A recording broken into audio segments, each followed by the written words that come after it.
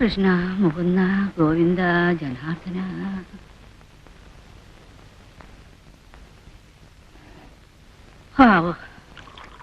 ഇനി ഒരു ഗ്ലാസ് വെള്ളം എന്താച്ചാ കുടിക്കാൻ എടുത്തോളൂ സാവിത്രി കുട്ടിയെ. സമയം അയച്ചാൽ അമ്മയ്ക്ക് കഞ്ഞിയെടുക്കാം. ഇപ്പൊ ഒരു ഗ്ലാസ് കാപ്പി വെള്ളം മതി എന്റെ കുട്ടിയെ. കഞ്ഞിക്കൊക്കെ കുറച്ചുകൂടെ കഴിയട്ടെ.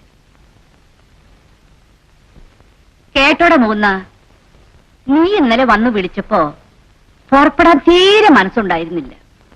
ഓരോ തവണയും നീ വിളിക്കുമ്പോ വരണില്ല എന്നല്ലേ ഞാൻ പറയാറുള്ളത്. എന്നാ പിന്നെ ആ വ്യസനവും പരാതിയും തീർക്കാൻ കുറച്ചു ദിവസം ഇവിടെ നിന്നിട്ട് പോവാന്നാ കരുതി. എനിക്ക് നിങ്ങളുടെ പട്ടണവും പരിഷ്കാരവും പതിവൊക്കെ ഉണ്ടല്ലോ, ഒന്നും അങ്ങോട്ട് പറ്റില്ല.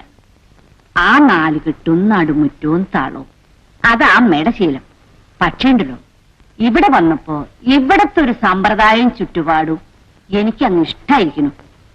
ഇനിയിപ്പോ ഇവിടുന്ന് മാറ്റവണ വരയ്ക്കും നിങ്ങളുടെ കൂടെ കൂടുകയാലോ എന്നാ എന്റെ മോഹം. എത്ര നാളായിട്ടുള്ള ഞങ്ങളുടെ ഒരു ആഗ്രഹമാ അമ്മയെ കൂട്ടിക്കൊണ്ടൊന്ന് താമസിപ്പിക്കണമെന്ന്. ഏതായാലും വന്നു കിട്ടിയല്ലോ, ഇനി വിടാതെ നോക്കേണ്ടത് സാവിത്രിയുടെ മിടുക്കാം. ആ അങ്ങനെ ഇപ്പൊ എന്നെ പിടിച്ചു നിർത്താനായിട്ട് വിശേഷാൽ ഒരു മിടുക്ക് കാട്ടേണ്ട കാര്യമൊന്നും അവൾക്കില്ല.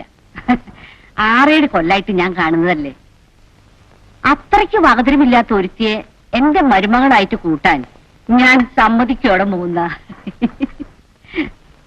ആ ജാനകി വരൂ. എന്താ ജാനകി? ആശുപത്രി പോകുന്നതിന് മുമ്പ് നാണോപ്പയ്ക്കൊന്ന് കാണണമെന്ന് പറഞ്ഞു. എന്താ കുട്ടി വിശേഷിച്ച്? പശുവിന്റെ കാര്യം വല്ലതും ചോദിക്കാനാവും. ഓപ്പയ്ക്ക് എന്താ സുഖമില്ലാഞ്ഞിട്ടാ? അതിനിപ്പോ മൃഗ ഡോക്ടറല്ലേ, മനുഷ്യന്റെ രോഗത്തെ കുറിച്ച് വല്ലത് ഇവനറിയോ? ഓപ്പയ്ക്ക് ഇപ്പൊ അങ്ങനെയൊന്നുമില്ല, ആരായാലും മതി. കാശ് മുടക്കില്ലാത്ത ചികിത്സ എന്ന് വെച്ചാ രോഗം താനേ മാറും.